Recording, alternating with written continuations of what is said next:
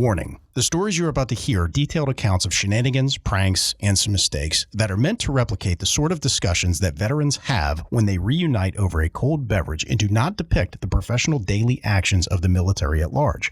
We hope to make you laugh, but not to disrespect our proud men and women in uniform. Listener discretion is advised.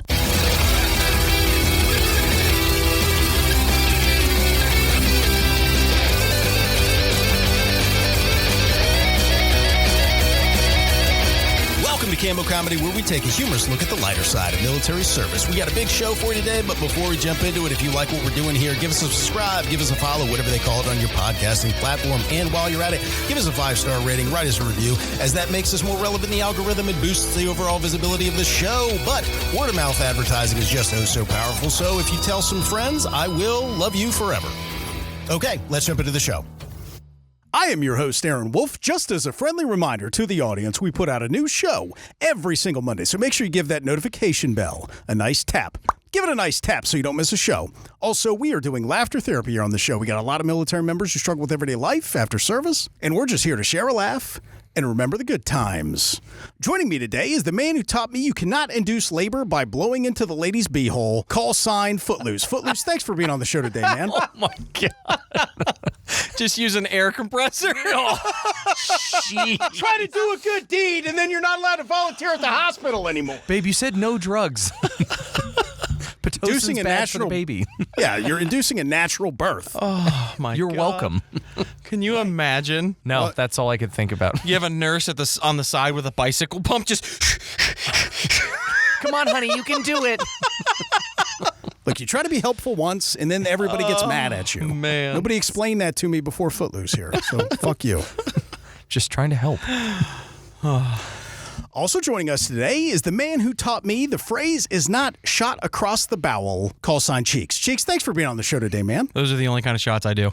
Other than back shots. I mean, look, you know, I mean, listen, it makes sense. I mean, if you're trying to, defeat your enemies using shotgun diarrhea, then it only makes sense to say you're taking a shot across the bowel. Fuck you, Cheeks.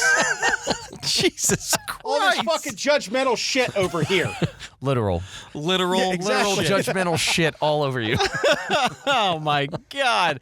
Well, when you're taking your shot across the bowel, don't forget to spread some cheeks and not hate. Fuck yeah. They've been spread already. Yeah. With the bicycle pump as he's trying to go into labor. Try to do a nice, good deed. Is that what you did with your penis pump the first time? You thought that's what you had to do? You had to, Instructions, no me. thanks. instructions I know what I'm doing. unclear. Whoa!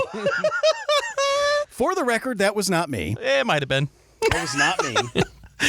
Remember, it was Beer Wolf when he's drunk. Yes.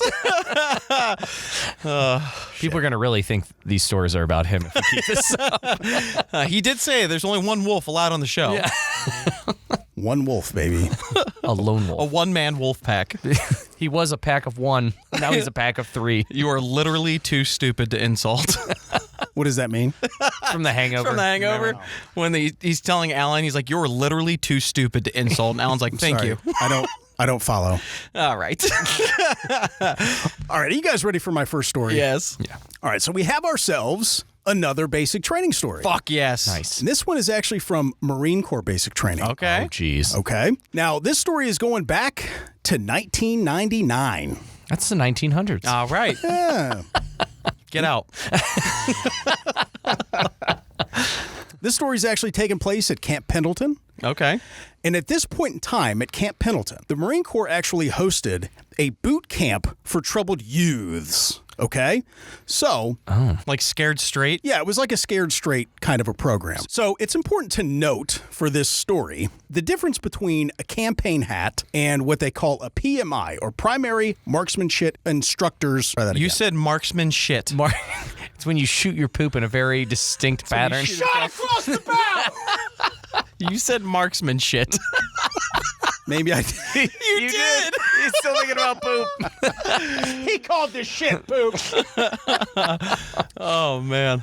Or Primary Marksmanship Instructors cover. Okay? Now, anybody that is known of Sergeant Slaughter from G.I. Joe or from WWF, I'm not calling it WWE. They can fuck off. It's always WWF to me. It was real to me, guys. right. It's real to me, damn it. Sergeant Slaughter always wore the traditional drill instructor's campaign hat. It's like that big, The brown round, fucking state trooper fucking cover kind of thing, but it's got a very wide brim, right? Now, the PMI, on the other hand. like a military sombrero. That's fucking genius. Shit. Hell yes. Huh? That's good. I love that. Okay, military sombrero, if you will.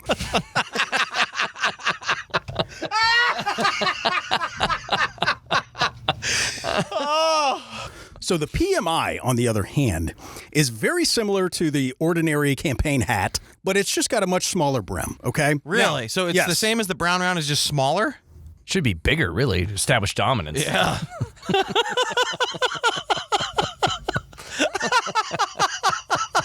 Now, the ordinary Marine Corps basic training instructors would wear the ordinary campaign hat.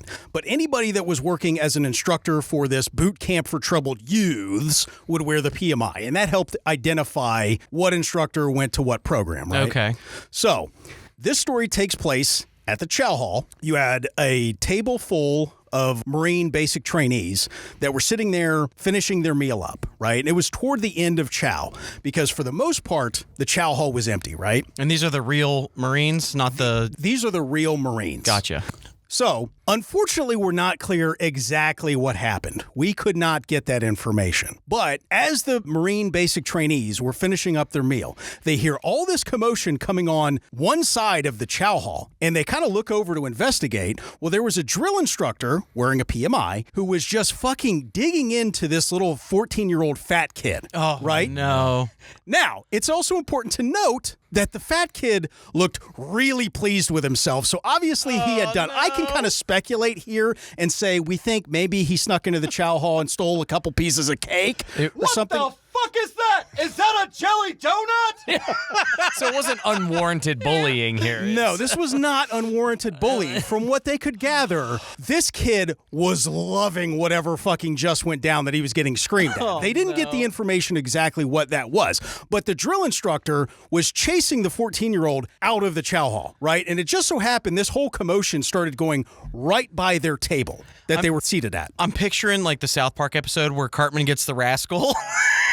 He's the Honey Boo Boo episode. Oh, yeah. I'm picturing a drill sergeant behind him screaming at him. He's just like, and his little rascal getting yelled at out the Chow Hall. See, I was picturing Brucey from Matilda after he just ate the chocolate cake. Just, his face is covered in chocolate and everyone's cheering for him. Well, I don't think it was anything like that. But as this drill instructor was chasing the 14-year-old fat kid by their table, he had to pause for a second, like right at their table. He pops off his little PMI cover and puts it over his face. And then the drill instructor kind of like does like an angle down facing the Marines that were seated at the table. And he pops this humongous grin. Yes. Right? And he's just like, takes kind of like a 3 Mississippi to get his shit together, gets his military bearing, pops the fucking hat back on his head, and then just starts digging right back into the fat kid. my gosh. And then marching him out of the Chow Hall. And then all of the Marines that were sitting at that table had an epiphany. They're like, oh my God, we've seen this throughout basic training a lot, but we were at like the 14-year-old fat kid's perspective. Yeah. Right? So they're like, oh, we get it now. So the drill instructors, if they need to take a second to laugh or smile or something like that, they're going to pop off that brown round, put it in front of your face so you can't see him cracking up. Wow. And then after they regain that military bearing, they're going to put it on. So they were like, Back in a game mode. Yeah. now, It's like a pause button. Yeah, it's not So like if a you just knock captain's their rank hat or- off, then they won't yell at you. Yeah, That's how it works, right? that's exactly how that works. If I you're in wouldn't basic recommend training that. right now, let us know how that No, turns no, out. I would not recommend that. Right, but if you do, I would, yeah. It's like in Austin Powers, man, when Dr. Evil, I got your hat. Yes. The world is mine. Aaron always hates when I ask people to do bad things. Yeah, like how would we exist if they didn't? Exactly. We have to be responsible on this show. So, for those in the audience who might not know, your drill instructor has to be like this ultra authority figure, almost like a robot. So, we've talked about it on the show a little bit where, like, you do something kind of funny or off kilter or something like that, and you can kind of see the drill instructor starting to crack. It's a little bit of a game, or it can be a little bit of a game. But not everybody knows this little like life hack that a lot of the drill instructors have, where they just put that, brown round or PMI in front of their face so they can fucking giggle at you or something like that because you're being ridiculous. The bad part about that game, though, is that if you're the trainee, you always lose. Yeah. And losing means you're getting your shit smoked. Does it make you feel any better, though, that like before you get smoked, they're laughing behind their hat? That is an eye-opener. So I just love that story. Thank you for sending that in. That's fucking amazing. That's awesome. Yeah. Honey Boo Boo's getting chased out of the chow hall by the drill sergeant. Oh, man. Imagine the perspective from the guys at the Marine trainees at the fucking table. Like, oh, my God. We watched him take his mask off. Yeah. Oh, that's awesome. Yeah, it's amazing. So our next story is going to be another Beer Wolf story. Yes. Okay. So this is later on. Wait. There is only one wolf allowed in the show. Thank you very much. Well, then I need you to sit down and sit this one out so I can tell the story. That's not how that works. Oh. You're light beer wolf. Because you made me laugh, and I don't have a PMI to put over my face, we will allow it. Highly irregular, but we will allow it. I love that joke. Fuck you, Footloose! So this is later on in Beer Wolf's career. He's like a captain or a major, he says, and this is at the point in time when the Army's trying to bolster their officer corps, right? Nice. The number of officers that they have. So they're doing like a lot of crunches. No. Not leg lifts. Different corps. Oh, okay. We're talking glutes and quads. Marine Corps. Not the Marine Corps. Oh. All right, they're officer fucking people, okay? They need Army more Corps of they're- Engineers. Oh, right. All right, I'm sorry. This is why I told you to sit down. I have derailed You're being defiant just because I'm talking about another wolf. You're the only wolf in my life, Aaron. Thank you. I love that. You're a wolf pack of two. He needs words of affirmation.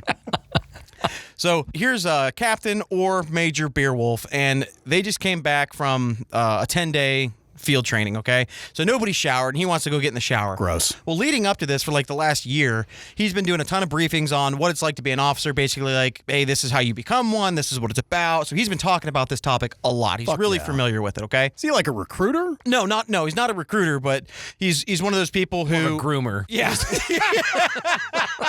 He's an advocate. Yes, he's an advocate. Gotcha. So Beer Wolf's getting ready to take a shower, and a couple of lower enlisted guys come in, and they see his...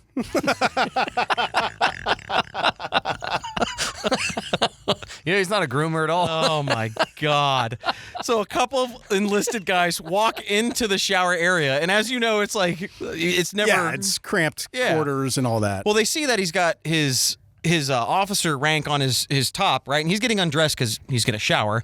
And as he's getting undressed, these guys start a conversation with him. Right. And they're asking him, like, hey, how do I become an officer? How do I do this? How do I do that? Oh, my God. Was Beer Wolf naked at this point? No. No, not quite. He was his rank on. Yeah, he's... Just had it over his nipples. That's what I imagine. He's got double-sided tape, and he's got it... No. But, he's put the rank over his chest and then gone into a tanning bed, so it's forever there, like a tan line. If you do that, I want to talk to you. I think he just Velcroed the rank to his chest hair. Okay. Oh, God. So Beer Wolf's standing there, right? And he starts this conversation, but he's already in his underwear. Nice. Okay. And this is like a 10-minute conversation that they're having. That's getting a little awkward. But he can't just be like, hey, leave me the fuck alone so I can shower, right? You would wonder at this point in time, you're probably really hoping that you had some pamphlets to just say, like, hey, man, you can read up on this. I'm going to jump in the shower. Underwear. Here you go. So the conversation continues on. Beer Wolf, half naked, right? Just trying to take a shower after being in the field for 10 fucking days. So you know that it does not smell good in this shower stalls, right? So he indulges them. He tells them all these things like, hey, this is how you're going to do it. He writes down their names because he's like, I'm going to go above and beyond. I'm going to contact your guys' chain of command so that they can get all the information to you. Right? Okay. So he's doing like good leadership shit. Yeah. Okay. Hats off to you, Beer Wolf. His hat was already off. Pants off to you. Those were off too. See, good leader. Yeah. So Beer Wolf, again, being a good leader, follows up a couple of years later. okay, to check on these soldiers that he had given the advice to, that he spent 10 minutes talking to in his skivvies in the shower. Right. I want to make sure if I got my money's worth for this fucking conversation. Right. Yeah. Well, neither of them pursued OCS or warrant officer candidate school, so he just wasted 10 minutes of his life talking to these guys in his underwear. That's hilarious. They just wanted to see what he looked like naked. That's exactly what it was. They were a little sweet on Beerwolf. I guess. Like, I'm going to use this excuse. They heard about his tornado legend, and they're like, I need to see this dude naked. That did not work out for old Beerwolf. No, it didn't. Hats off to you for trying to do the right thing. Yeah. Having some patience with some younger guys. There's nothing worse than that. It's just like, this is so annoying, but if it helps these guys in the long run, awesome.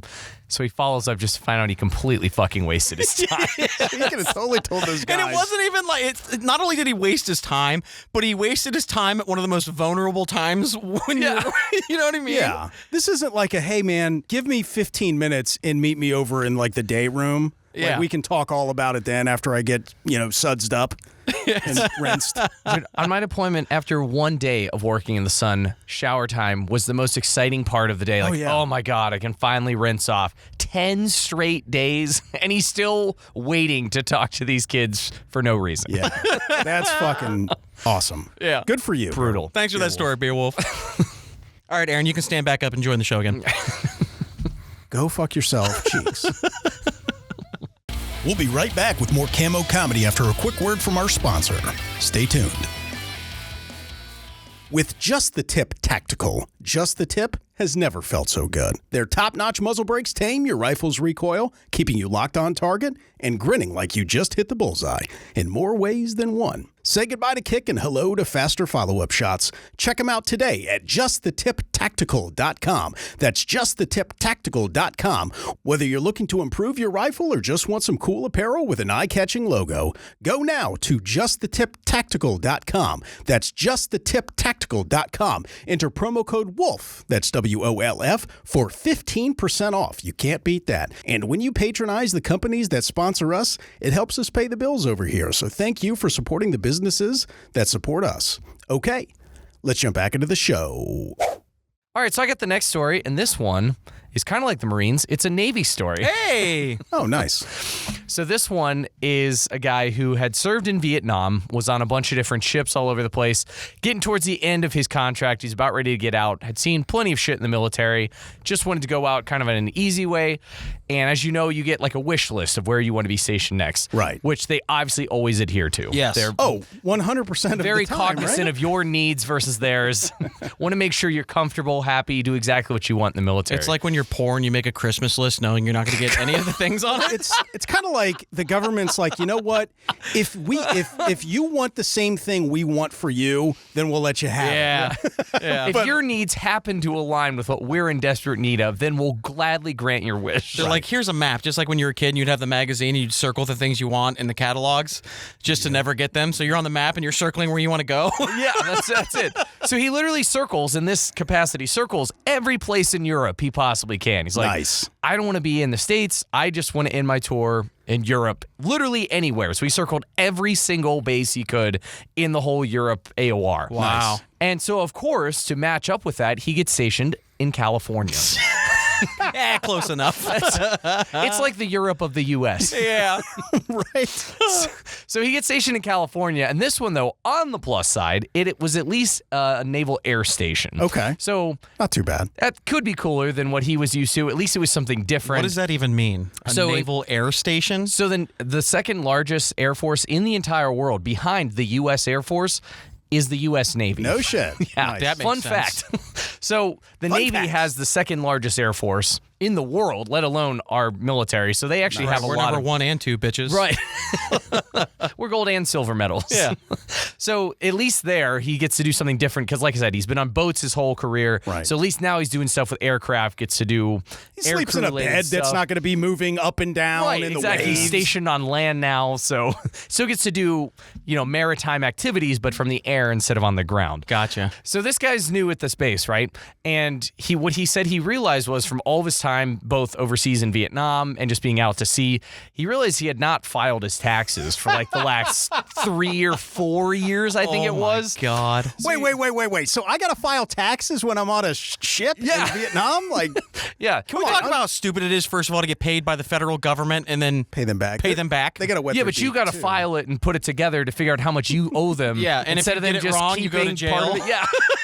But can you just know? tell me? My only money comes from you. But it's really awesome that he gets into California and somebody's like, oh, wait. You didn't file taxes for the last 4 years? Yeah, like I think You his gotta do command that. there was You're- like, he realized when he got to California he needed to get a security clearance now. And so as part of that, they were like, well, what do you mean you haven't filed taxes? And he's like, well, dude, I've been deployed, I've been out to sea. Been on a ship for So like he 4 went and years. filed the last 4 years of taxes for his security clearance. So on the plus side, at least, he's been deployed, so it's all basically tax-free. Right. But they were still withholding money. That makes so sense. he's getting now back pay of Nice. 4 years worth of income tax. Oh, shit. So on top of his normal military check, and again, this was back in Vietnam era, he was getting physical checks, not just direct deposits. So people would always see when you're getting these checks. Yeah, you had to wait in line. So he's getting a check for the military, and then he's getting this very suspicious second check worth of money from the federal government with no explanation. So he's new at this base, and people see him like, okay, he's being put in for security clearance. He's getting these random checks outside of his military pay. They're like, dude, are you like a secret agent? He's like, I can't tell you, dude. I'd have to kill you. Did he really play that game? So he's just playing it in. Like, it's just income tax checks. Yeah. It's tax refund money. That's awesome. But so he's But that's just... a lot more boring if you just say He's got to make a name for himself. Right. So he's new at this base, and as part of that, you get an incentive ride with whatever aircraft they happen to have there. Oh, cool. Nice. So in this one, he said it was called the P3 Erotic, which is, I guess, Go on. the modern day version would be like the P3 Orion, if you've ever seen that Don't before. know what either of those are. So these are Navy aircrafts, obviously, but think of it as like a C-130, a giant cargo aircraft, 4-prop, like huge plane. Wow. This is used for like surveillance and intelligence, stuff like that. But it's a large plane. So they get to go on this ride, and it was him and 3 other sailors on top of the one main pilot and everything like that. So I guess the night before they had drank a few drinks. Imagine that. I don't believe I guess that. they do that in the Navy sometimes. Never. So he said he felt fine. I don't know about the other guys, but he felt great. So they go on this incentive ride. he was still drunk. Yeah, that's it. I hadn't come down from it yet. I guess so. They're riding in this is pretty cool. Well, the pilot's like, "Hey man, you wanna turn on the stick?" No. He's just like, Hang on. He asked him if he wanted to fly the fucking plane. This was in the It's so- 70s. So right, but this guy's a pilot at least, right? "Yeah." So the guy flying it is a real pilot. No, I mean the dude he's offering. Oh no, absolutely not. No. None of them are. What? The only guy who's currently flying it is the only pilot. The other 4 guys are just regular guys. Was the pilot still drunk? I don't think the pilot was drunk. So let me make sure I'm understanding. It was the fucking 70s. This man. isn't real. The pilot asks this random dude on the incentive flight, "Hey, bro, you want to turn?" Yeah, I mean, It's kind of like putting a kid in your lap and letting them drive. You know what I mean? Right. Kinda And one then of those they kind of wreck things. into the garage. Well, that does happen from time to time, but I imagine that they're up no at a high garage is up in the air. Ease onto the gas. Did you say floor it? So the one dude was like, "Oh hell yeah!" The one guy who wasn't feeling hungover was like, "Oh hell yeah, I'll do that." The other drunk guy on the plane? Yeah, basically, it's their common theme. So he lets him just take the yoke. He's like, "Yeah, man, I'll give it a spin, sure." So he gets up on the yoke. Well, the other guys kind of having your reaction. The other 3 guys looking at like, I guess this guy had already established a reputation of being kind of a wild card. Wild card. Well, and he's a special agent. Yeah. So the other 3 guys see him get into the pilot's seat and grab the yoke. The very thought of him getting behind the stick made the other 3 guys instantly puke. Nice. They were instantly terrified, scared of what this was going to go. He's like, I hadn't even maneuvered. I didn't do anything crazy. The thought of him getting behind the wheel, they knew was not going to be good. Oh, my So God. the other 3 guys start puking immediately. Yeah, because their assholes just dropped into the floor. What's he doing? So to his credit, he said the pilot said I was doing fine. He's like, I was holding pretty steady. He felt like it was Nice. everything was going fine. He wasn't doing anything crazy. Well, then the pilot gave him just a little bit of a critique, like, "Hey man, not a huge deal, but you're kind of gaining altitude just a little bit. Like in the aviation world, they call that ballooning, where you're just like little by little climbing up in altitude. So your altimeter slowly chalking up. You're not like in a straight up climb, but you're nose high a little bit. So you're slowly gaining altitude. I don't know how much he had gained. Probably not very much. We just told him like, hey, just something to keep in mind. We're generally flying. You should keep the same altitude without checking around. And so he's like, hey man, you're gaining just a little bit of altitude. And he's like, oh, am I? No. Just yoked to the floor forward. Oh. Sends this massive fucking plane into a complete nosedive. Oh my God. Out of here. Then So now all the other guys are really puking. So yeah, he says Everyone else- just you're tipping your toe on the gas, and he floors it. so everyone in the plane is floating. Oh my God. And I guess he said he recovered and everything was fine, but Yeah, when they hit the ocean? No, before point of, that. like, he maybe gained 100 feet of altitude and then nose dove 3,000 feet. Oh my God. And I guess then the pilot took the stick back after that. Gee, I wonder why. Yeah. And so they don't actually let just any Tom, Dick, or Harry fly Yeah, the so I think big-ass that was planes kind of the anymore. end of that program where they let the randos fly the multi-million-dollar aircraft. Right? That is insane. But yeah, really cool incentive ride for him. Yeah. Not for anyone else involved. He had a great time. Yeah, he still remembers this very fondly. The other two sailors, they're like E1, E2. Their puke is rising from the bag back into their mouth. That's gnarly. Oh, man. That is fucking terrifying.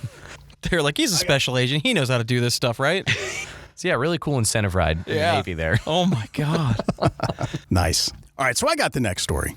So we got ourselves an Air Force story. Okay. This story's going back to the late 2000s, early 2010s-ish, right? Dude, we've now hit all 4 branches in one sode. Fuck yeah. Is this the first time we've done I that? think it is. Might- I was just putting that together. Okay. Wow. Fucking A. That's hot. Yeah. That's hot. So What about the Coast Guard? I said the military. we love you, Coasties. Make sure you send in your stories. So for this story, it's important to understand what progressive military education is, right? So at least in the Air Force, I'm aware that at one point in time, the Army had like A-NOC and B-NOC courses and things of this nature. So in the Air Force, they have a very specific career path, right? And this career path can essentially divide out the enlisted ranks into 3 main tiers. You've got your airman tier, you've got your junior NCO tier, and you've got your senior NCO tier, Okay. right? And as you're ranking up, as you're going through each one of these tiers, you have to attend a professional military academy or professional military education to understand better your leadership requirements and things of that nature of that tier, right? A lot of times they're as long or similarly as long to basic training, but it's more like going to college. Yeah, it's like a right? gentleman's course. Exactly. You're going to have PT, you're going to have a lot of like formal award ceremonies and different like flag ceremonies, and you're going to do book reports and all kinds of silly shit like that. Yeah. You can eat as much cake as you want, though. Like not so aggressive in that way. So for this story takes place during like the middle tier, the junior NCO course, right? One morning they had to do an official flag ceremony. So it is a big formal formation where you have hundreds of people that are standing out like on pavement, on sidewalks and things like this. But it was early in the morning, so it was chilly and all that kind of stuff. You had to wear your dress uniform and all that kind of stuff. And at the end of this ceremony, everybody had to have the perfect recitation of the Airman's Creed by memory, right? There was no notes or anything like that. So everybody's standing there at attention or at parade rest or whatever the fuck it was. I would have been fucked. You're all spaced out and lined up perfectly. Like, don't fucking move. Exactly. Like these things get to be very formalized and they're looking for people to fuck up. So the Airman's Creed is readily available online if anybody's curious. I'm not going to say the whole thing right here on the show. That's because you don't know it. Well, so check this out. No one does.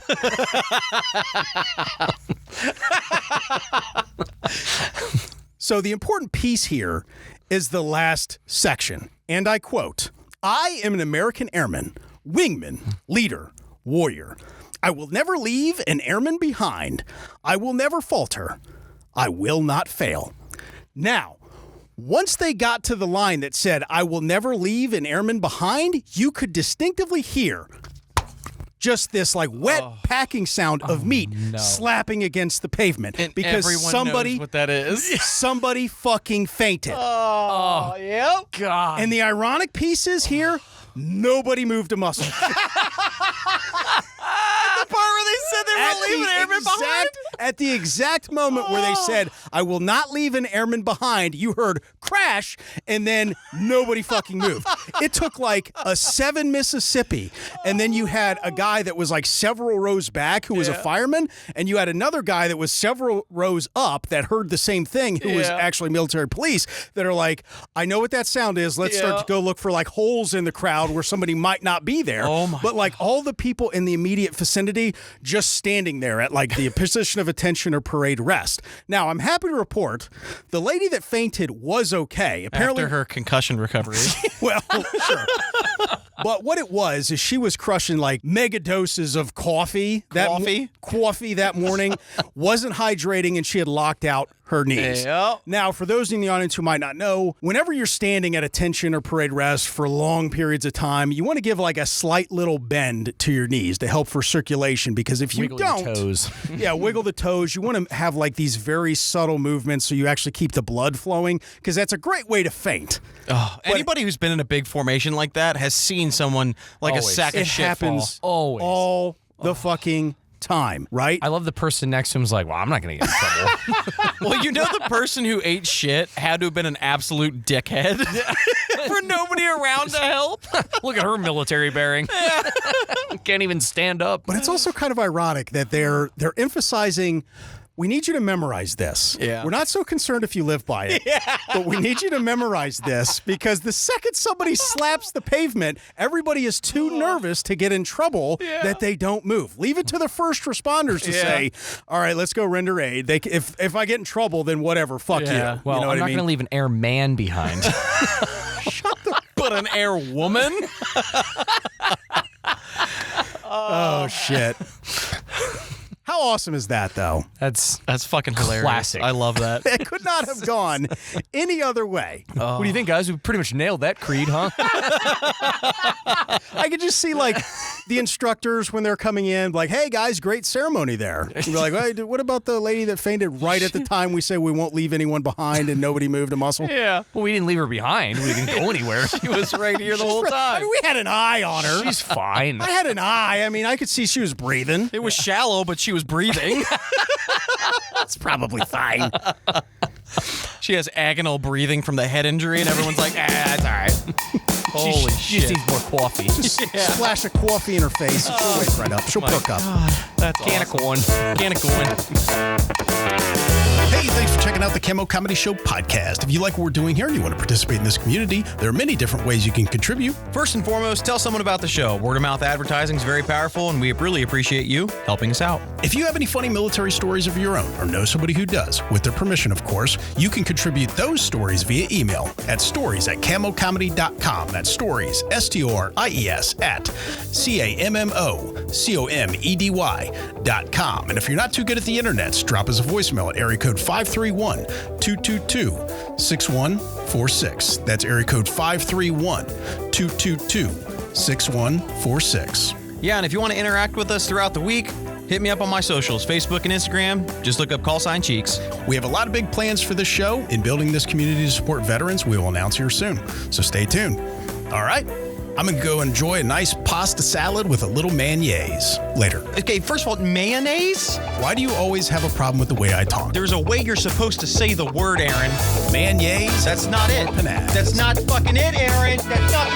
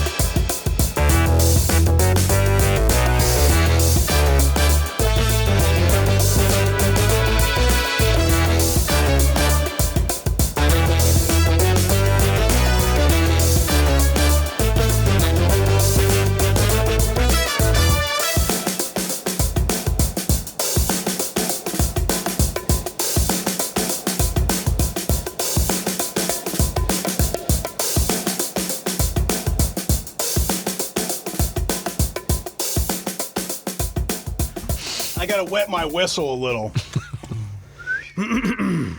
Are you his whistle? Yes. Maybe. That was great.